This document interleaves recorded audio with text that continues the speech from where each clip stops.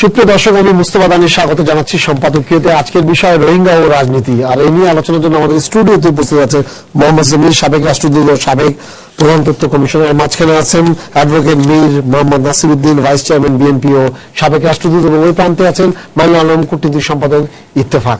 তবে আলোচনা শুরু আগেই চলুন দেখে নিই এখনকার প্রধান শিরোনামগুলো। সারা দেশে একযোগে শুরু হলো জেএসসি জেডিসি পরীক্ষা। অংশ নিচ্ছে 24.5 লাখ শিক্ষার্থী।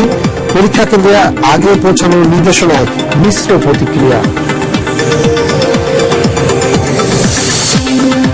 ব্রাহ্মণবাড়িয়া নৌকাডুবিতে 2 জেএসসি পরীক্ষার্থীর মৃত্যু। তদন্ত কমিটি গঠন। নদী পার হয়ে যাতে পরীক্ষা কেন্দ্রে যেতে না হয় তার ব্যাপারে আশ্বাস প্রশাসনের। আওয়ামী লীগের ইঙ্গিতে সুপরিকল্পিতভাবে বেগম জিয়ার গাড়ি বহরে হামলা। অভিযোগ বিএনপির দলীয় কেউ জড়িত নয় বলছে ফেনী আওয়ামী লীগ।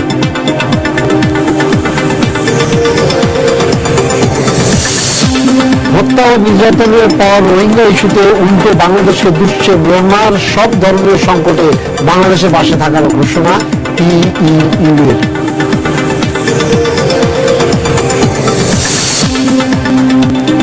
এবং রাজধানীর কাকরাইলে বাসা থেকে মা ও ছেলের লাশ উদ্ধার। ধারালো অস্ত্র দিয়ে হত্যা করা হয়েছে বলে ধারণা পুলিশের।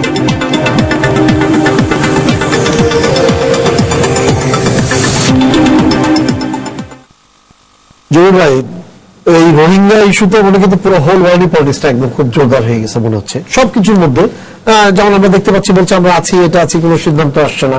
হ্যাঁ, তারপরে দেখা গেল আমাদের এখানে দেশের মধ্যে দুই দলের যে বক্তব্যগুলো আসছে পুরোটাই একদম রাজনীতির মতো করে, এবং একজন যেটা বলছে ঠিক তার উল্টাটা বলছে আর একজন, এবং এর মধ্যেই কিন্তু অনেকগুলো জিনিস হয়ে গেছে যেটা আসলে অনাকাঙ্ক্ষিত আমাদের দেশের সাধারণত।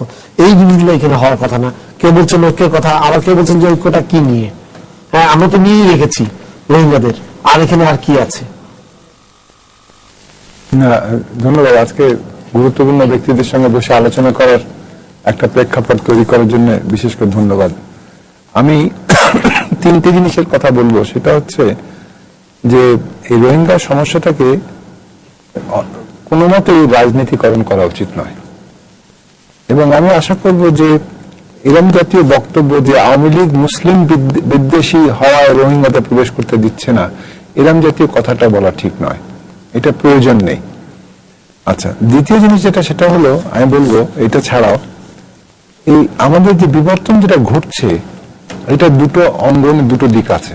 একটা হচ্ছে আন্তর্জাতিক, একটা হচ্ছে আমাদের নিজেদের দেশের মধ্যে। এবং দেশের মধ্যে সবচেয়ে গুরুত্বপূর্ণ আমার যেটা আমি ভয় করছি সেটা হচ্ছে, একটা আর্টিকেল বেরিয়েছিল কদিন আগে, সেটা হিংস্র হয়ে উঠছে রোহিঙ্গারা, এবং দেখা যাচ্ছে তারা কোনো কোনো ক্ষেত্রে তারা ধারালো ছুরি দিয়ে কি অস্ত্র দিয়ে ওখানকার যারা বাঙালি বসবাস করে ওখানকার লোকজন তাদের উপরে মেরে ধরে খুন করেছে, তাদেরকে তাড়িয়ে দিচ্ছে। তারপরে রোহিঙ্গারা অনেক ক্ষেত্রে দেখা যাচ্ছে তাদের যখন ত্রাণ সামগ্রী দেওয়া হচ্ছে সেটা নিয়ে মারামারি করছে, একটা কোন্দল পাকাচ্ছে।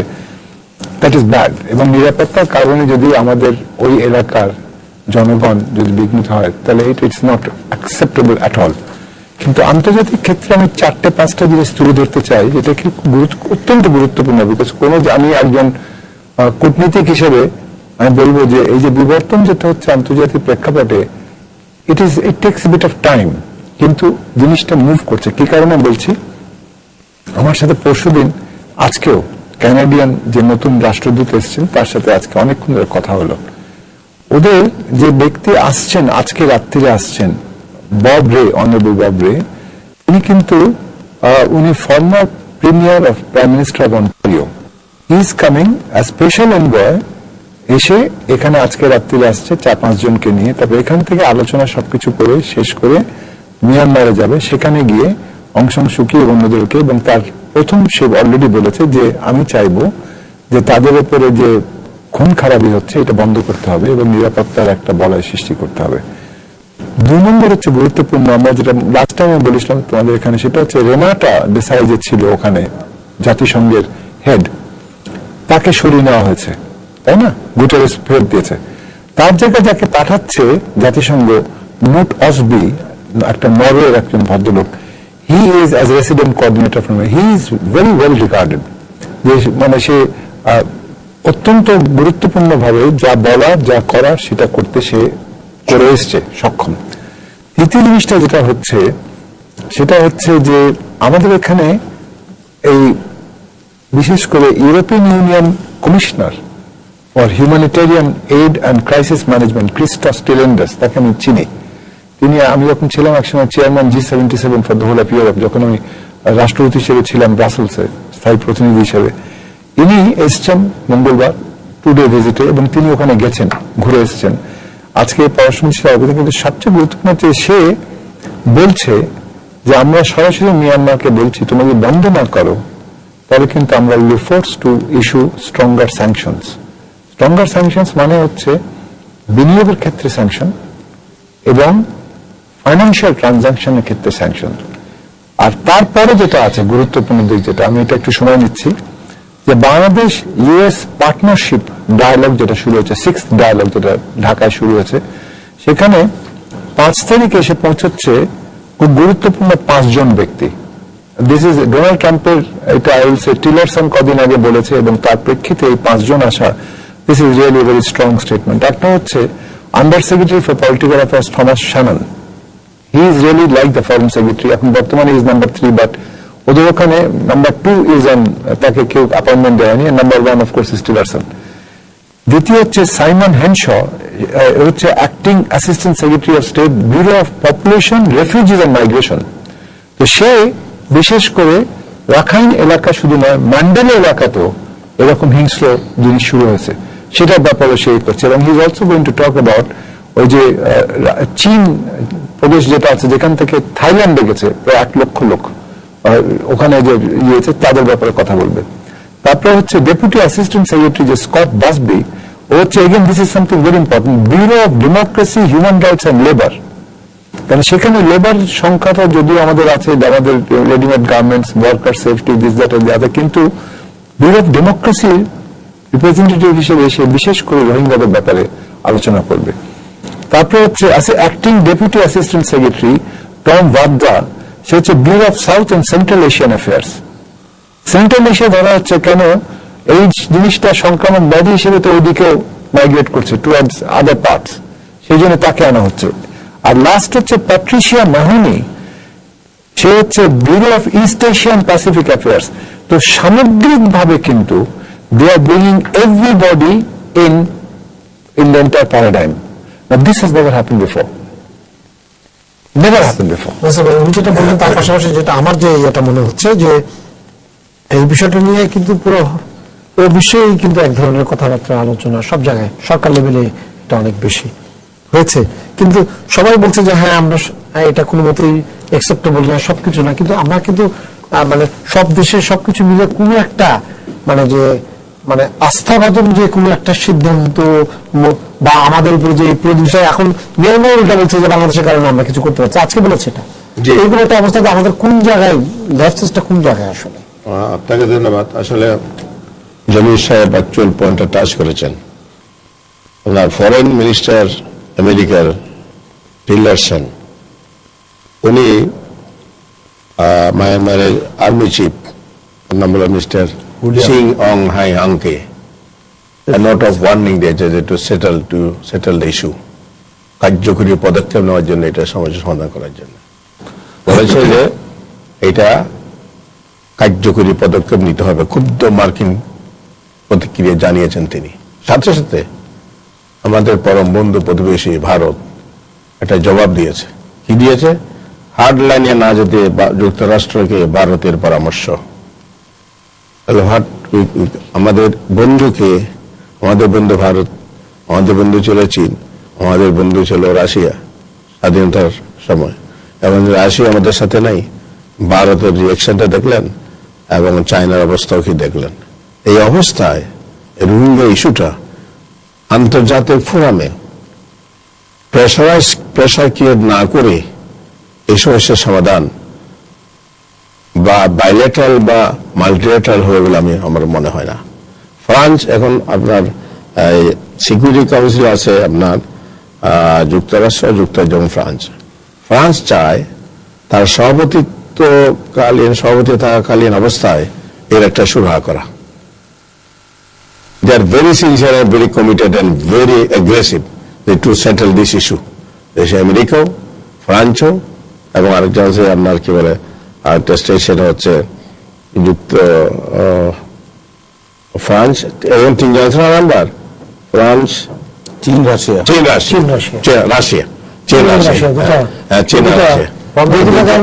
এই দুইটার কারণে কোনো কিছু নিতে পারতেছে না। হ্যাঁ, অন দ্য আদার হ্যান্ড আমাদের ডিপ্লোমেসি, আমরা প্রাইমারিলি আমরা ডিপ্লোম্যাটিক্যালি টোটাল ফেলিউর আমাদের হয়েছে। আজকে দেখেন আমাদের দেশে 52টি দেশের প্রায় 1500 প্রতিনিধি সিপিও সম্মেলন আসছে। এরা কি চা খেতে আসছে নাকি বেড়াতে আসছে? সেখানে রোহিঙ্গা এজেন্ডাটা সেখানে নাই। Is the total failure of our government. সিপিতে তোমরা আমাদের প্রতিনিধি, তোমরা স্পিকার হয়েছে, এই হয়েছে, সে হয়েছে, এখন burning question of the country, এবং সেটা হলো রোহিঙ্গারা।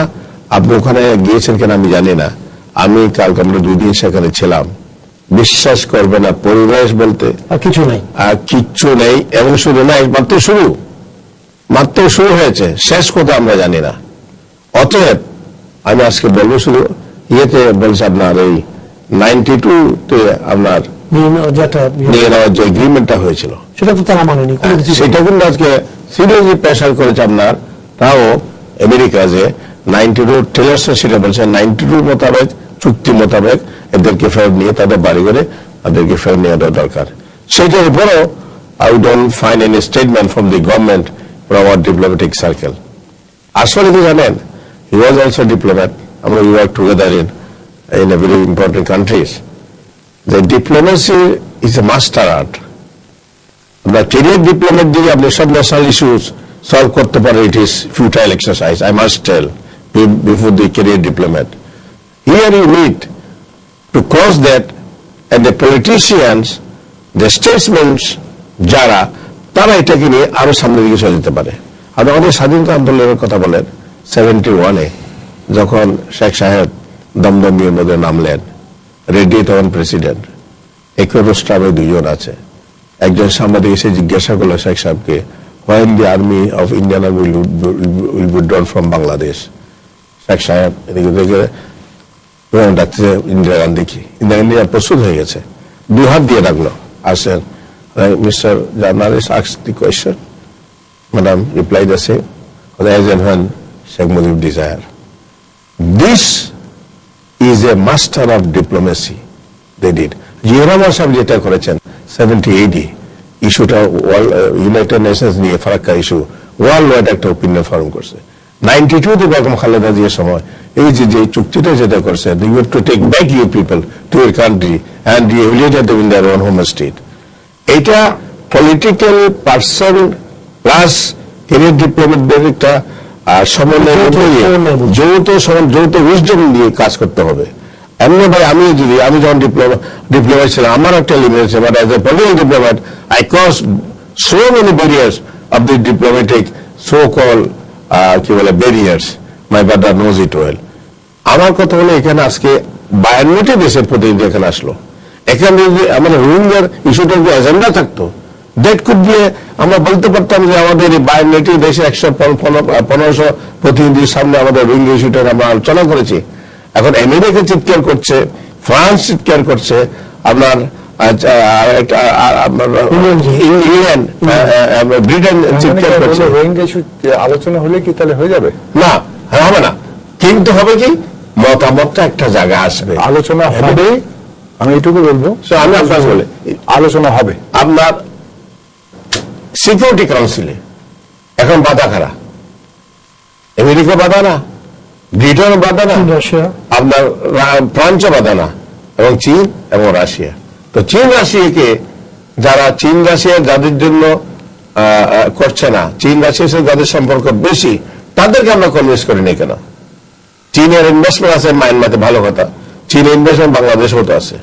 Why don't you made a statement that you have to help us? Otherwise, ... ভারতের প্রধানমন্ত্রী সেখানে গিয়ে কি বলেন, গিয়ে মায়ানমারে সংকরে ভারত পাশে থাকবে, মায়ানমারের সংকরে ভারত পাশে থাকবে, মোদী সেটা বলেছে ফার্স্ট টাইম। যে মায়ানমারের এই সংকটের পাশে ভারত থাকবে। তাহলে আমি তো আপনারা আপন বন্ধু, আমাদের পররাষ্ট্রমন্ত্রী সুষমা স্বরাজ বলে গেল যে আমাদের নেই অনেক ফ্রেন্ড আছে, আমাদের Bangladesh highest position, is it the sign of highest position? সেই জন্য বলবো যে ডিপ্লোমেট আমরা কাউকে একিউজ না করে এটা আন্তর্জাতিক ফোরামে এটা সিরিয়াস প্রেসার ক্রিয়েট করতে হবে। আমরা নিরাপত্তা পরিষদে, সিকিউরিটি কাউন্সিলে রোহিঙ্গা ইস্যুটাকে আপনার ইয়েতে নিয়ে এসে, আপনার ফ্রন্টে নিয়ে এসে একটা সবকিছু আসে, কিন্তু দুজন জন পারতেছে না, দুই দেশ জন পারতেছে না। আচ্ছা, রোহিঙ্গা বর্তমান অবস্থাটা কি? আসছে আপনার বিশ্বাসে বাংলাদেশের পরিবেশ বলতে কিছু থাকবে না। They are going to involve in the criminal offence even. এটা কিভাবে হবে? এটা কোন দলের জন্য, বাংলাদেশের জন্য, জনগণের জন্য এটা কোনো শুভ লক্ষণ নয়। The early it is solved, the better is the future of the country. That I believe. যেটা উনি বলেছেন যে মানে যে আন্তর্জাতিক ইয়াটা, যেটা উনি যেটা বলছি যে দৃষ্টিভঙ্গি এবং বর্তমান পরিস্থিতিকে আপনি কিভাবে দেখবেন, এটা দৃষ্টিভঙ্গির ব্যাপার। কিছু চূড়ান্ত মন্তব্য এসছে সর্বশেষ আলোচনায়। আমি খুব নিবিড়ভাবে ঘনিষ্ঠভাবে কাজ করি কিংবা ফলো করি, সেই হিসাবে আমি বলতে চাই 25শে আগস্ট যখন এই ইনফ্লাক্স শুরু হলো ঢলের মতো, আজ পর্যন্ত 6.5 লাখ এসছে। 7 লাখ হয়ে গেছে প্রায়, হ্যাঁ প্রায় 7 লাখ।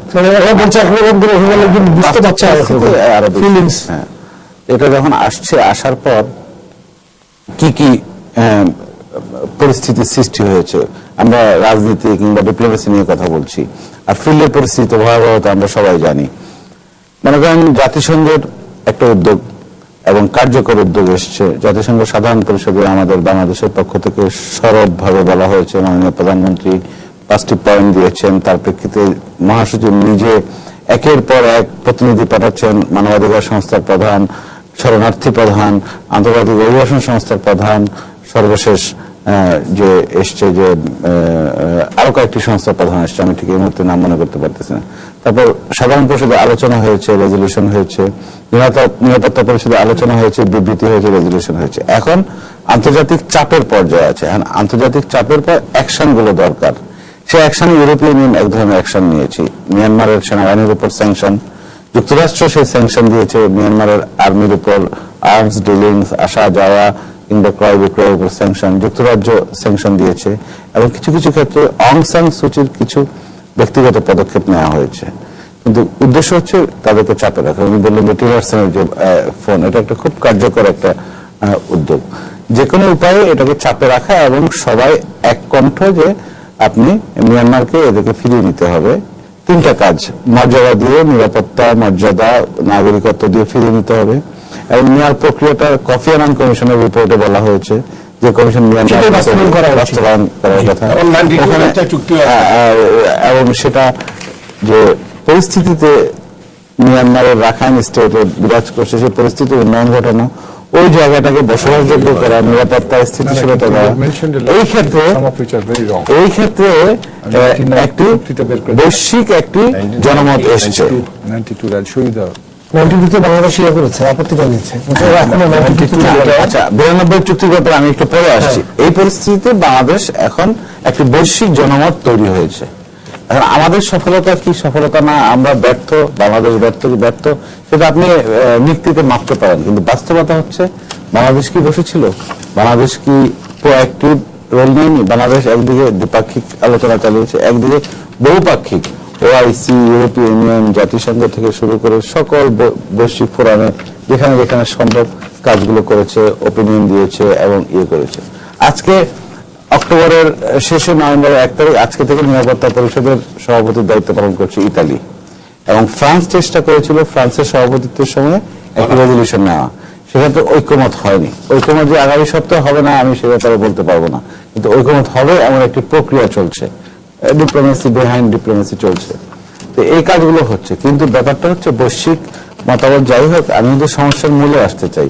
বাংলাদেশ এদেরকে গ্রহণ করেছে, এখন বাংলাদেশ এদেরকে ফিরিয়ে দিবে, মিয়ানমার ফিরিয়ে নিবে। মিয়ানমারের অবস্থান কি সেটা তো আপনাকে বুঝতে হবে। আজকে বিবিসির খবর, বিভিন্ন গণমাধ্যমের খবর, অং সান সুচির দপ্তরের মুখপাত্র বলেছে বাংলাদেশ গড়িমসি করছে।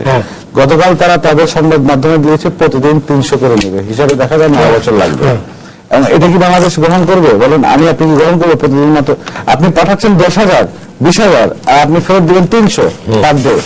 আজকে 5 থেকে 10,000 অপেক্ষায় ছিল, আর আরেকটু ভিতরে 50,000 আছে, বসে আছে পরিস্থিতি। এবং বাংলাদেশ গৌরবশী করছে এবং আন্তর্জাতিক সাহায্য কিংবা অনুদানের অপেক্ষায় বাংলাদেশ করছে। এটা হচ্ছে অং সান সুচির মুখপাত্রের ঘোষণা। সেটা কিভাবে গ্রহণযোগ্য হয়? এটা বাংলাদেশ তো কন্ডেম করেছে। একদিকে আপনি দ্বিপাক্ষিক আলোচনা আপনি মন্ত্রী পাঠালেন, অং সান সুচির মন্ত্রী আসলো, ইউনিয়ন মন্ত্রী আসলো, আমাদের স্বরাষ্ট্রমন্ত্রী গেল, আপনি আলোচনা করবেন, এরপর আলোচনা থেকে আপনি সরে আসেন। ব্যাপারটা হচ্ছে নির্ভর করে মিয়ানমারের উপর। মিয়ানমার কিভাবে কি করলে হবে সেটা এখন বিষয়। আমি যা করছি, বাংলাদেশ যা করছে, আমার দৃষ্টিতে যার পর নয় যতটুকু সম্ভব করছে। বাংলাদেশ একটি জটিল পরিস্থিতির মুখোমুখি। বাংলাদেশ যুক্তরাষ্ট্রের কাছে একসময় যে মনোভাবিত যুক্তরাষ্ট্র 2 পা এগিয়ে কার্যকর করছে। শ্রদ্ধেয় রাষ্ট্রদূত জমি বিবরণ দিলেন, আমি আর রিপিটেশনে যাব না। তবে সাইমন এখন ঢাকায়, আজকে সকালে এসছেন। সাইমন আজকে মিটিং করেছেন, যে অ্যাসিস্ট্যান্ট সেক্রেটারি শরণার্থী বিষয়ক এবং পপুলেশন হিউম্যান রাইটস, আজকে মিটিং করেছে। তো এখন আমেরিকা একের পর এক উদ্যোগ নিচ্ছে এবং চাপ দিচ্ছে। যুক্তরাষ্ট্র ইউকে তো ফ্লোট করছে, আলোচনা শুরুই করলো যুক্তরাজ্য, এবং ফ্রান্স এটাকে তো গণহত্যা করে বলছে। কানাডার অবস্থানটা আমরা জানি।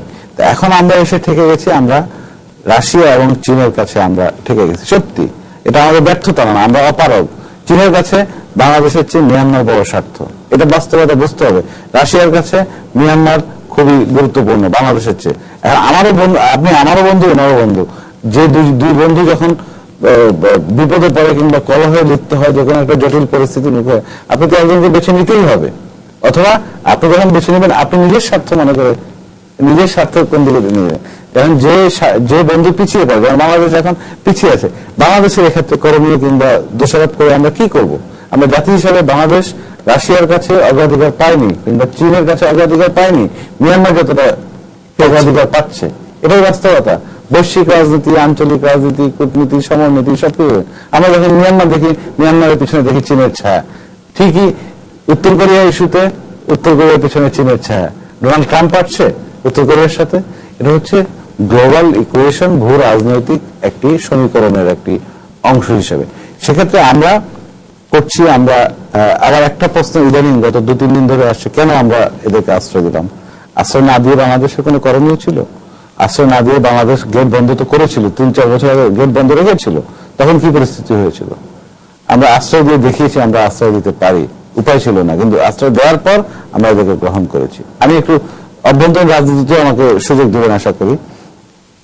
গ্লোবাল পলিটিক্সে আমরা এই কাজগুলো করছি। কখনো 10টা পদক্ষেপ নিচ্ছি, কোনোটা সফল হচ্ছে, কোনোটা সফল হচ্ছে না। কিন্তু 25শে আগস্ট থেকে আজ পর্যন্ত, নভেম্বর 1 তারিখ পর্যন্ত, আমরা অধিকাংশ ক্ষেত্রে আমরা কার্যকর কাজ করেছি। সফলতা কিংবা আউটকাম আপনি তখনই বলবেন যখন এরা ফিরিয়ে নেওয়া শুরু হবে। ফিরিয়ে নেওয়া হবে কি 92 চুক্তি, এটা অনেকে বলছে। 92 চুক্তি 2017 সালে কি হয়? 92 কি এরকম নিধনযোগ্য হয়েছে, গণহত্যা হয়েছে, ক্লিনিং অপারেশন হয়েছে, ডেকে ডেকে ডেকে সব তরুণদের মেরে ফেলছে কিংবা তাড়িয়ে দিয়েছে 60 ভাগ 70 ভাগ, আজকে হিসাবে ইউনিসেফের 70 ভাগ যারা এসছে ইনফ্লাক্সে 70 ভাগ শিশু আর নারী। এরকম কি পরিস্থিতি হয়েছিল? আমাদের পরিবেশ যাবে শুধু না, আমাদের পর্যটন যাবে, আমাদের অনেক অর্থনীতি যাবে। আমাদের এদেরকে পালতে হলে, কিংবা আমি পালার কথা বলছি না, পুনর্বাসন ভরণ পোষণ দিতে বছরে লাগবে, 6 মাসে লাগবে 3,500 কোটি টাকা, কিংবা 430 মিলিয়ন ডলার। হ্যাঁ, 430 মিলিয়ন ডলার। আজকে ইউরোপিয়ান ইউনিয়নের আমি মিটিং করে আসলাম, আজকে বিকালে ইউরোপিয়ান ইউনিয়নের যে মানব হিউম্যানিটেরিয়ান এইডের কমিশনার, মিনিস্টার, যে বিষয়ে বলতে পারবেন আরো গুরুত্বপূর্ণ তার status, EU minister, EU commissioner means ministerial position, high representative বলে এদেরকে। উনি এসছে 5 বছর পর কোন কমিশনার বাংলাদেশে আসলো। উনি আজকে বললো যে এই টাফ টাইমে, ডিফিকাল্ট টাইমে বাংলাদেশের প্রতি আমরা আছি, এবং 340 মিলিয়ন ডলার মধ্যে 176 মিলিয়ন ডলার ইউরোপীয় ইউনিয়ন দিবে। আমাদের উপায় নাই, আমরা সংগ্রহ করতেই হবে। কিন্তু কিভাবে করব? আমরা এইভাবে সংগ্রহ করব, জাতিসংঘের সংস্থাগুলো দিবে, মিডল ইস্টের দেশগুলো দিবে, ইউরোপীয় ইউনিয়ন দিচ্ছে। সেটা আমাদের ইন্টারনাল রিসোর্স ম্যানেজমেন্ট এবং আমরা জনবল কিভাবে সাজাবো সেটা। কিন্তু এখন পাশাপাশি তো আমরা সাহায্য নামিয়ে পারবো না, আমরা কূটনীতি চালাবো, আমরা সাহায্য চালাবো, সাহায্যের জন্য আমরা এই প্রক্রিয়াগুলো করবো, দ্বিতীয়লি করবো, যোগাযোগ করব।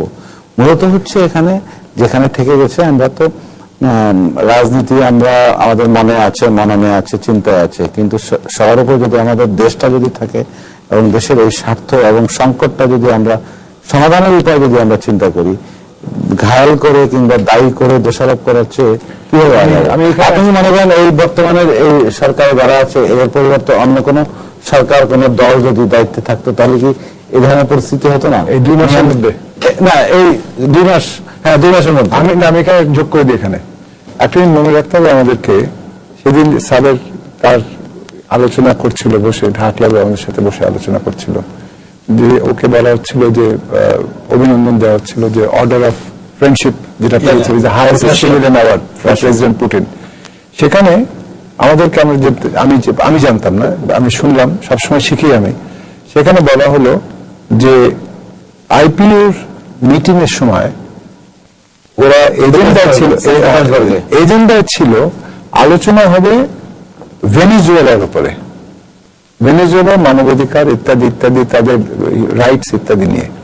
কিন্তু যখন ভেনেজুয়েলার ওখানে গেল এবং রোহিঙ্গার ব্যাপার নিয়ে যখন প্রশ্ন উঠল, তখন আমাদের যে আছেন ডেপুটি স্পিকার, উনি লিড অফ দ্য ডেলিগেশন ছিলেন, উনি বললেন, তখন ওনারা বলল যে না, আমরা চাই রোহিঙ্গা ব্যাপার নিয়ে আইপিইউতে আলোচনা হোক। এবং তখন এজেন্ডার থেকে ভেনেজুয়েলা ওয়াজ পারসুয়েডেড, তারা বললো আমরা আমাদেরটা উইথড্র করছি। এবং সেই সূত্র ধরেই আইপিওর কনফারেন্সে সেখানে এজেন্ডায় রোহিঙ্গার উপর আলোচনা হয়েছে এবং Russia did not oppose it. The first time কোন জায়গায় রাশিয়া অপোজ করেনি। So that was a great achievement. 2 নম্বর হচ্ছে এখানে যেটা যদি সাপোর্ট না করে, না, লেট মি ফিনিশ প্লিজ। আমি কথা সেকেন্ড যেটা হচ্ছে সেটা হচ্ছে যে এই যে সিপিএ কনফারেন্স যেটা আছে, আমি এটা বলছিলাম, এটা বলতে যাচ্ছিলাম, সিপিএ স্পেশাল সেশন যেটা হবে 63rd সিপিএ যেটা হবে, সেখানে agenda is normally fixed long time এগো। এজেন্ডা থাকবে কি থাকবে না এটা আগের থেকে সিদ্ধান্ত নিয়ে সেটা সেই অনুসারে তারা সব ঠিকঠাক করে আসে। বর্তমান প্রেক্ষিতে যেটা ঘটনা ঘটেছে বিবর্তনের কারণে, এইটা একটা আইটেম আছে, সেই আইটেমে যখন কোনো গুরুত্বপূর্ণ কোনো জিনিস আসে, ইন্টারন্যাশনাল কনফারেন্স, তখন সাধারণত it is placed and it is adopted and accepted, যে ঠিক আছে এটা আলোচনা হবে, রোহিঙ্গার উপরে আলোচনা হবে। হ্যাঁ, আমি এটা বলছিলাম, রোহিঙ্গার উপরে আলোচনা হবে, এবং এইটা এমন না যে আলোচনা হবে না। There is no question of failure on the part of the government. কারণ আমি নিজে ব্যক্তিগত রাষ্ট্রদূত হিসেবে ছিলাম 1991-92-তে ওআইসিতে ছিলাম, উনি যেটা বললেন, he was doing very good work there as ambassador in Saudi Arabia.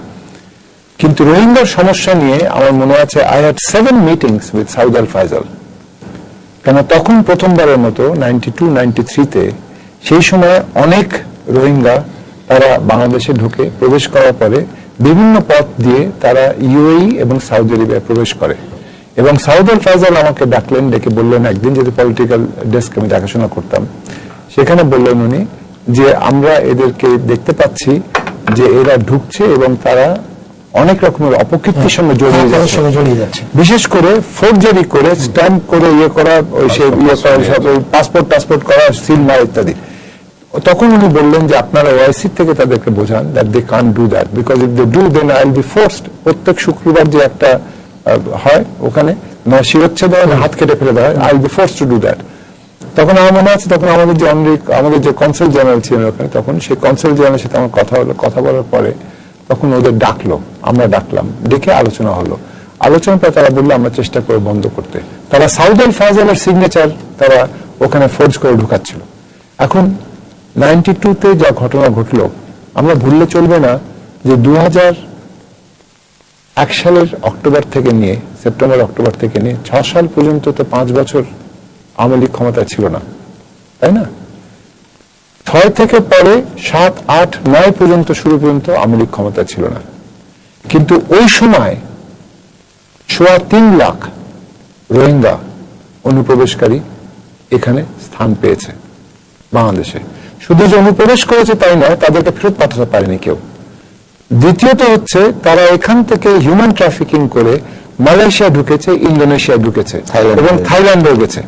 এবং সে নিয়ে বলছি, খুব সহজে একটা অপবাদ দেওয়া উচিত নয়। এই 2 মাসের মধ্যে গুরুত্বপূর্ণ রাষ্ট্র ট্রাম্প নিজে যেখানে কিনা কোন রকমের কোন প্রক্রিয়াগত যে মাইগ্রেন্টদের ব্যাপারে ইয়ে করছে, সেখানে he is having secretary of state talk about it, is sending A 5-member team with such important things. France বলছে এখানে যা বলার বলেছে, কানাডা স্পেশাল দিয়ে পাঠাচ্ছে, ইউরোপিয়ান ইউনিয়ন করছে। This is A beginning. চায়নার থেকে 2বার এসছে ওদের প্রতিনিধি, এসছে না, তারা ত্রাণ সামগ্রী পাঠিয়েছে। মোদী সাহেব বুঝেছেন যা কিছু হচ্ছে, তারা এখন যেটা পরিষ্কার বুঝতে, সেটা হচ্ছে সুষমা স্বরাজে বুঝেছে, যেটা ওনারাও বলেছেন বিএনপি থেকে, বলেছেন যে একটা বুঝতে হবে, সেটা হচ্ছে নিরাপত্তা একটা জিনিস, আর দ্বিতীয় জিনিসটা হচ্ছে মানবাধিকার। মানবতার জীবন যাপন করতে হবে তাদের উপরে যা ইচ্ছা তাই করবে, তোমরা সন্ত্রাস ইয়ে করবে, দেন হাউ ডু এক্সপেক্ট পরবর্তীতে একটা সন্ত্রাস সহিংসতা হবে না? আর যেটা পুরনো কথা বলি আমি, যে ক্ষণের বচনের, যে 1 গামলা দুধ 1 ফোঁটা চোনা পড়লে পুরো দুধ নষ্ট হয়ে যায়। তো যেটা পরিষ্কারভাবে বলা হয়েছে ওদেরকে, যারা চায়না এবং রাশিয়া একটু বুঝেছে, চায়না একটু আস্তে আস্তে বুঝছে, যে দেখো তোমরা যদি মনে করে থাকো যে রাখাইন স্টেটের মাধ্যমে ওখান থেকে ক্লিনজিং করলে সবকিছু ঠিক হয়ে যাবে, তোমাদের বিনিয়োগ হবে, এটা হবে না। Because what you are doing is you are encouraging terrorism and violence. যার সব চলে গেছে, যার আর কিছু নেই, বাপ নেই, মা নেই, বোন নেই, বাচ্চাদেরকে মেরে ফেলেছে, বউকে ধর্ষণ করেছে, দে ডোন্ট কেয়ার। তবে কি যদি আজকে পরে কালকে কিংবা ভায়োলেন্ট কোন একটা অ্যাক্ট করে, হবে না? এটা হতে পারে এবং হবেও। তাই অস্থিতিশীল পরিবেশ হবে, সেটা টোটাল ফ্রাস্ট্রেশন। এই জিনিসটা স্লোলি ওরা বুঝছে, বিকজ জিওমেট্রিক প্যারাডাইমে একটা গুরুত্বপূর্ণ দিক আছে। প্যারাডাইমের মধ্যে সেখানে এই যে আমি লিখেছি, আমি একটা জিনিস লিখেছি, এটা বেরোবে আগামী 6 তারিখে, সেটা ইন্টারন্যাশনাল ক্রিমিনাল কোর্ট প্রসেস। কারণ রোম স্ট্যাচুট যেটা হয়েছে, I help to draft it এবং I am the first one to sign it. তখন অ্যাম্বাসডার আমি রোমে, কফি আনার অফিসে দাঁড়িয়ে আছে, ওদের ওয়েব পোর্টালে আছে। সার্বিকভাবে আমাদের বুঝতে হবে, যেটা রাশিয়া বুঝছে স্লোলি, না তাহলে তারা অর্ডার অফ ফ্রেন্ডশিপ দেবে কেন আমাদেরকে? সেটা হচ্ছে যে খালি অস্ত্র শস্ত্র বিক্রি করে টাকা পেলেই চলবে না। অস্ত্র শস্ত্রের উপরে ইসরায়েল যেটা করছে, ইসরায়েল তারা শুধু অস্ত্র শস্ত্র বিক্রি করছে না মিয়ানমারের কাছে, because they don't care for anybody.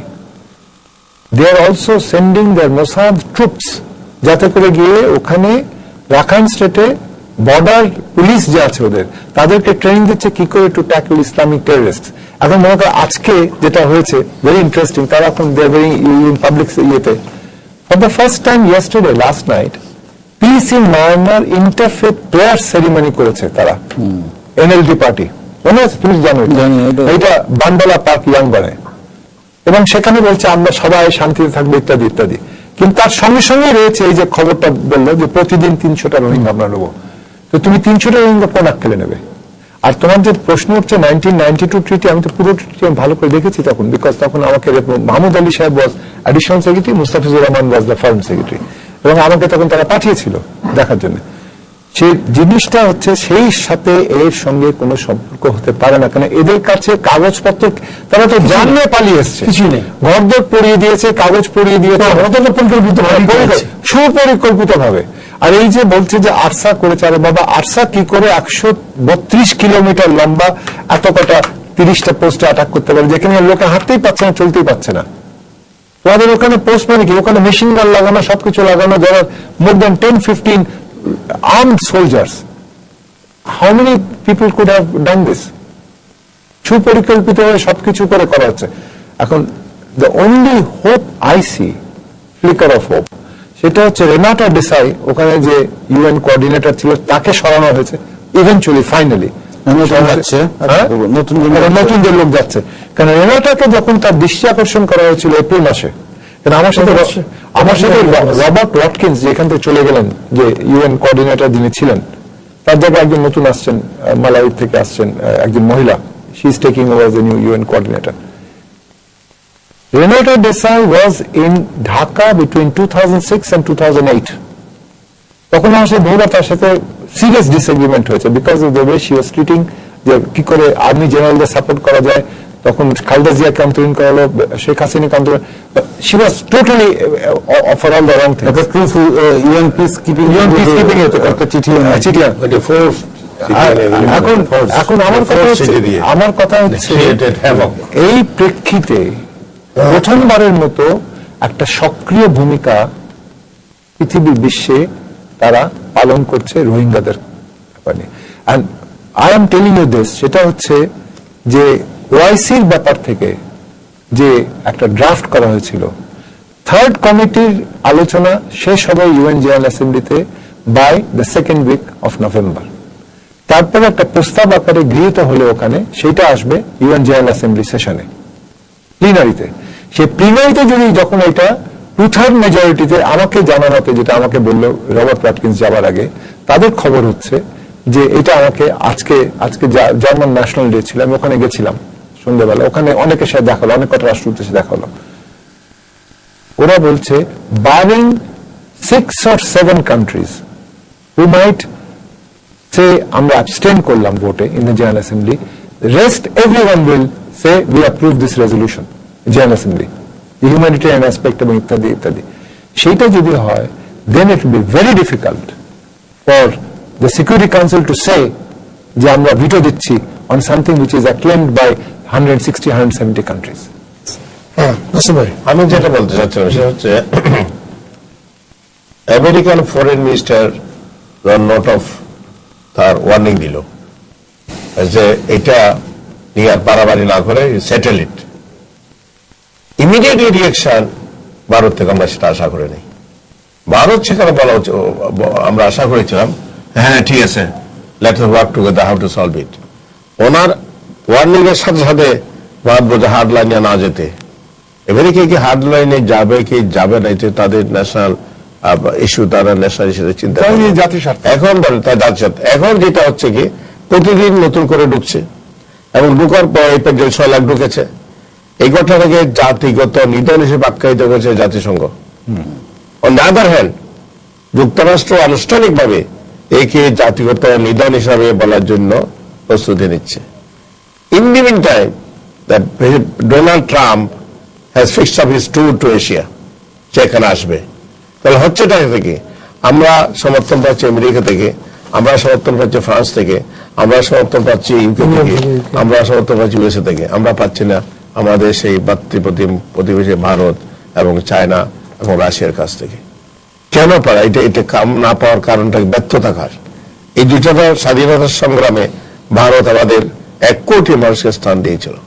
ভারতের তৎকালীন প্রধানমন্ত্রী শ্রীমতী ইন্দিরা গান্ধী তিনি সারা বিশ্বে ঘুরে বেড়েছেন, সবাইকে you see the face of the teeming millions, those who are passing starvation, ill cloth, and তাদের লাইফ একদম ইয়ে হয়ে গেছে, নষ্ট হয়ে যাচ্ছে। আজকে আমি মনে করি একটা political team from the government of Bangladesh should roam around the capitals of the big powers. This is the whole situation. আমাদের এখানে পরিবেশের ধ্বংস হয়ে যাচ্ছে। এই রোহিঙ্গারা they are not the good element for us to accommodate them. কারণ উনি যে সৌদি আরবের কথা বলছে সেখানে আমি I have seen it in my own eyes যে একটা পাহাড়ে এরা কারা আরকানি, এরা কারা রোহিঙ্গা, কোনার দিকে ওখানে আছে, সব আমাদের পাসপোর্ট নিয়ে, সব আমাদের পাসপোর্ট নিয়ে আমরাই করেছি। আমাদের লোকগুলো হয়ে যাবে যারা আমাদের নেতৃত্ব দিচ্ছে এইখানে তৃণমূল পর্যায়ে, তারা এটা দিয়েছে। সেখানে কিন্তু 2টা দৃষ্টিভঙ্গি কাজ করেছে।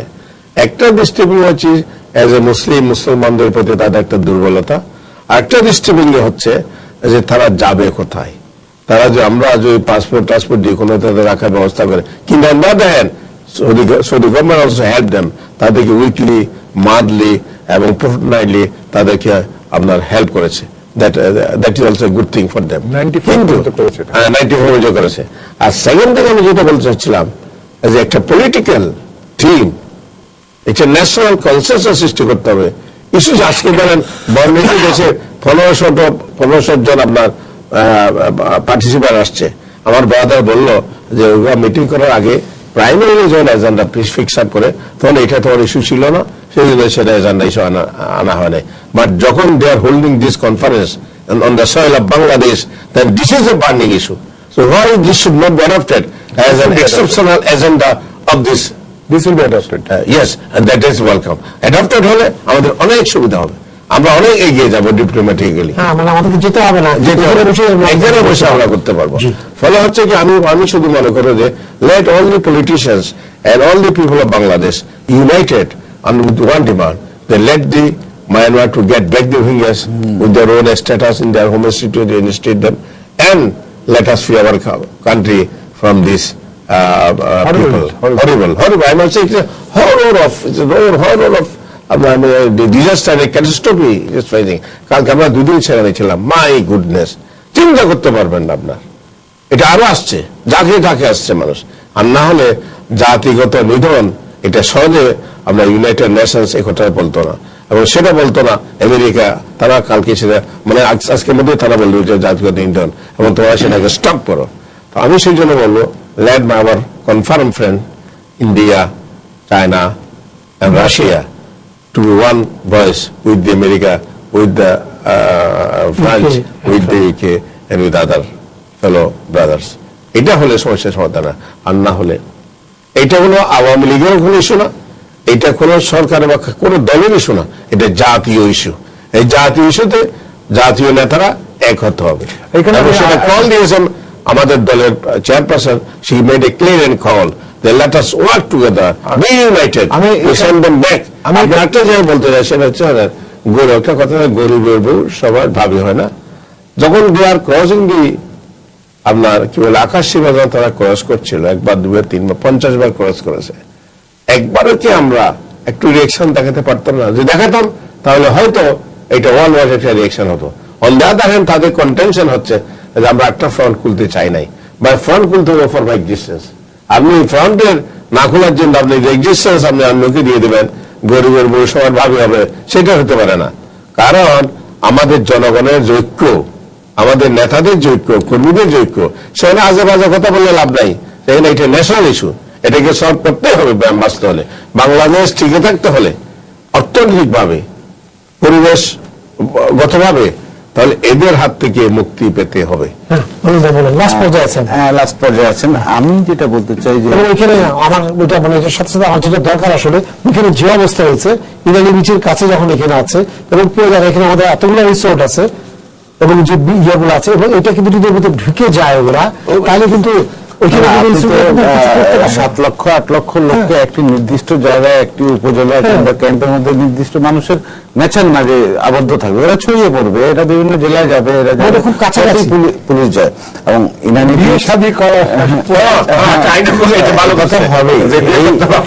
মুভমেন্ট হবে, ওরা ছড়িয়ে যাবে, হয়তো আমাদের দেশের বিভিন্ন প্রান্তে যাবে, পুলিশ ব্যবস্থা নিচ্ছে, আইন শৃঙ্খলা ব্যবস্থা নিচ্ছে, এটা সম্ভব না।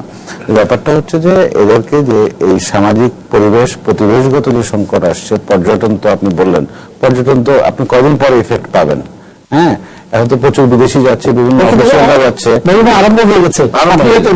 আপনি সেন্ট মার্টিনে যেতে পারছেন না, আবার এক মাসের সেন্ট মার্টিনে আপনি প্রতিদিন আমার 5000 লোক যেত, এখন অক্টোবর থেকে 1 মাস বন্ধ করছে, আবার এক্সটেনশন করে দিচ্ছে আজকে, তার মানে আরো 1 মাস বন্ধ। তাহলে ওখানে যে ব্যবসাগুলো আছে, আমাদের ইয়াগুলো আছে, অলরেডি কিন্তু আমরা এটা আমাদের দেশি বিদেশি পর্যটকের সংখ্যা কমে যাবে, কমে যাচ্ছে। সেই সংকটগুলো আছে, আমাদের জমির সংকট আছে, আপনি যেখানে নানামুখী স্বাস্থ্য সংকট, চিকিৎসা সংকট দেখা দিবে। এই ধরনের যে ভাইরাল যে জিনিসগুলো, এপিডেমিক আকারে যেগুলো আছে, সেগুলো আপনি কল্পনা করতে পারবেন না।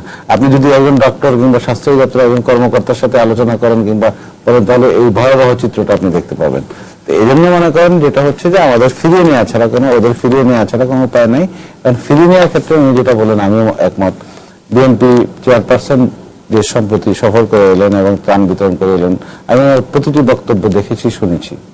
ওনার বক্তব্যের টোন হচ্ছে ফিরিয়ে নেওয়া, মিয়ানমারকে বলেছে নিরাপত্তা মর্যাদা দিয়ে ফিরিয়ে নেওয়া। আমাদের সরকারের স্ট্যান্ড তাই। এখন একটা ঐক্যমত আছে, অন্য ইস্যুতে রাজনৈতিক দল আছে, এই ইস্যুতে একটা দুই প্রধান নেত্রী, দুই প্রধান দলের মধ্যে একটা ঐক্য আছে। এখন কি, কারণ উনি বুঝতে পারছেন, উনি প্রধানমন্ত্রী ছিলেন, বুঝতে পারছেন এটার ভয়াবহতা, এটার নেতিবাচক কতদূর পর্যন্ত যাবে, পটেনশিয়াল উপযুক্ত একটি কারণ হতে পারে। যেটা আর যেটা প্রক্রিয়াগুলো হচ্ছে, আমার ধারণা, আমি একটু যেটা 2 মাস আগের যে পরিস্থিতি পরিবেশ, এখন তো আমাদের গা সওয়া হয়ে গেছে, কিন্তু এখন এই চাপগুলো, এই ভয়েসগুলো, গ্লোবাল ভয়েসগুলো আস্তে আস্তে বাড়ছে। আস্তে আস্তে বাড়লে সেটা হবে, কিন্তু সমস্যা হচ্ছে মিয়ানমারের সমস্যা। এবং আমি বলতেছি মিয়ানমারের রাজনৈতিক সরকারের রাষ্ট্রীয় কাঠামোর সমস্যা। আপনি জানেন টিলারসন বলেছে আর্মি চিফ মিস্টার লাইনকে যে মিয়ানমারের সরকার যে উদ্যোগ নিচ্ছে তুমি সহায়তা করো, এই রিপাট্রিয়েশনের ক্ষেত্রে সহায়তা করো। খুব বড় একটা মেসেজ, বড় মেসেজ। অনুযায়ী কিভাবে হবে জানা, তবে 30 নভেম্বরের মধ্যে একটা ওয়ার্কিং গ্রুপ হবে। পররাষ্ট্রমন্ত্রী 3য় সপ্তাহে যাচ্ছেন আসেন মিটিং এ, ওখানে একটি ডেভেলপমেন্ট হবে, ডেভেলপমেন্ট গুলো হবে। আর আরেকটু আমি বলি, উনি যেটা বললেন যে 19 বার এয়ার স্পেস ভায়োলেট করেছে, 19 বার, 50 বার না, 19 বার ভায়োলেট করেছে। বাংলাদেশকে কিছু করতে পারতো না? বাংলাদেশ একটি হোলিস্টিক অ্যাপ্রোচে আছে, হোলিস্টিক ডিপ্লোম্যাটিক অ্যাপ্রোচে আছে। যদি আমরা কাউন্টার করতাম, এটা উস্কানি, এটা প্রভোকেশন, এটা ওরা বারবার মিয়ানমারের পক্ষ থেকে এটা উস্কানি, সেই উস্কানি থেকে আমরা পাবো। উস্কানি দিলে তাহলে তখন একটি হতো, সেটা কি আমাদের নীতি কিংবা পলিসি, কিংবা সেটা আমাদের জন্য টেকসই হতো? তাই না, এইটা টেকসই হতো, টেকসই হতো না। এইটা যদি আমরা জবাব করতাম একটা কোনো সংমিশ্রণ করতে পারি যে we have war, we have nothing to discuss, there's end of the story। হ্যাঁ, এটা কি আমাদের জন্য টেকসই হতো? কখনো হতো না। এটা আমি মনে করি ঠিক আছে। এবং এটা আমরা কূটনৈতিক ভাবে আমরা ওদেরকে দেখেছি। আপনি জানেন ঈদের দিন 12টার সময় ওদের যে চার্জ অ্যাক্টিং অ্যাম্বাসেডারকে আমরা ডেকে সামান করেছি, সামান করে তাকে স্ট্রং মেসেজ দিয়েছি। 4 বার ডাকা হয়েছে ফরেন অফিসে, ওদের অ্যাক্টিং অ্যাম্বাসেডারকে ডাকা হয়েছে এবং বলেছে প্রতিটি ভায়োলেশন, প্রতিটি ঘটনার প্রতিবাদ জানানো হয়েছে স্ট্রং মেসেজ। এগুলো এইভাবেই করতে হয়। তার মানে কি পুরো পৃথিবী দেখছে মিয়ানমার বাংলাদেশের উপর চাপিয়ে দিচ্ছে, বাংলাদেশ চাপ সহ্য করছে, এই সংকট সহ্য করছে, সংকট মেনে নিয়েছে, এবং বাংলাদেশ এবং ডিপ্লোম্যাটিক অ্যাপ্রোচে নেমেছে। ব্যাপারটা তাই, আমরা উস্কানিতে পা দেয়নি। মিয়ানমারের সমরশক্তি, মিয়ানমারের স্ট্রেং যাই থাকুক না কেন। আর এটা হচ্ছে যে রাখাইনের ইন্টারনাল যে ডিনামিক্সটা, সেটা আপনাকে বুঝতে হবে। ওখানে একটি স্পেশাল, আপনি জানেন গত 3 সপ্তাহ ধরে ওখানকার যত জমি ভূ সম্পত্তি যা আছে সব গভর্নমেন্ট এবং প্রভিন্সিয়াল গভর্নমেন্ট অ্যাকুইজিশন করে নিয়েছে, রিকুইজিশন করে নিয়েছে, অ্যাকুইজিশন নিয়েছে। ওখানে ওই যে ফসলগুলো কেটে ফেলেছে। এই প্ল্যানে যখন আগাচ্ছে, তখন আপনি আমি কি করবো, আমরা কি করবো? ইন দ্যাট কেস যে মিয়ানমারের 3টি স্তম্ভ কিংবা প্রতিষ্ঠান, এটা হচ্ছে মিয়ানমারের সেনাবাহিনী, মিয়ানমারের উগ্র জাতীয়বাদ সম্প্রদায়ের, এবং এই দুটোর মধ্যে খুব আত্মিক সম্পর্ক। আর হচ্ছে তৈরি করেছে তো, হ্যাঁ এটাকে তো তৈরি করে 40 বছর ধরে তৈরি করেছে, এটা আপনি করেছেন। এবং অং সান সুচি এখন অসহায়ত্ব কিংবা যাই বলেন যতটুকু পারে করছে, তার প্রতিটি বক্তব্য ভালো, কিন্তু কার্যকারণ মাঠের অ্যাকশন গুলো সম্পূর্ণ বিপরীত দেখি। মাঠের action is run by, directed by army. এই যে বর্তমানে যারা লাইন, সে 2020 সালে নির্বাচনে দল গঠন করে নির্বাচনে নামবে এবং নির্বাচনে প্রতিদ্বন্দ্বিতা করবে, নেক্সট প্রেসিডেন্সিয়াল অবস্থান খারাপ। সুতরাং এই অবস্থায় যে মিয়ানমারের উপর যে অবস্থা, এই যে দেখেন স্যাংশন কিন্তু হুট করে একটি বড় স্যাংশন হবে না, এটা হলো মিলিটারি স্যাংশন হবে, এরপর মুভমেন্টের উপর স্যাংশন হবে কিংবা রেস্ট্রিকশন হবে, এরপর ইকোনমিক স্যাংশন হবে, এরপর পলিটিক্যাল স্যাংশন হবে। এই পর্যায়গুলো হয়তো 2 মাস আমরা পার করলাম, 2 মাস 1 সপ্তাহ 7 দিন পার করলাম, এটা আপনাকে 3 মাস 4 মাস পর্যায়ক্রমিক হবে। আর এই ফিরে যাওয়া তো শুধু করা হতো। আপনাকে ভাবতে হবে যে 78-এ যে ইনফ্লাক্স শুরু হয়েছিল, 78-এ যেটা শুরু হয়েছে, এই 2016 পর্যন্ত আমরা 3 লাখ বহন করছি। 3 লাখ তো এসছে, গেছে 2 দফায় গেছে, কিন্তু আবার আশা তো বন্ধ হয়নি, 5 লাখ তো ওখানে হয়ে আছে। সুতরাং এটা আমাদেরকে বছর দীর্ঘদিন 5 বছর আমাকে কম, এখন তো প্রায় আমার 7 লাখ। আপনি উখিয়া টেকনাফের স্থানীয় জনগোষ্ঠীর দ্বিগুণ হয়ে গেছে, ব্যাপার হয়ে গেছে এখানে। তা আমাদের সমস্যা হয়ে গেছে। আমি আশা করি যে সমস্যাটার সমাধান দ্রুত না হলেও এই সমস্যার সমাধান স্থায়ীভাবে দরকার। ধন্যবাদ স্টুডিওতে আসার জন্য। সবাইকে শুভেচ্ছা জানিয়ে শেষ করছি আজকে সম্পাদকীয়। আগামীকাল আবারও দেখা হবে রাত 10টায়। দেখা হবে শুভরাত্রি।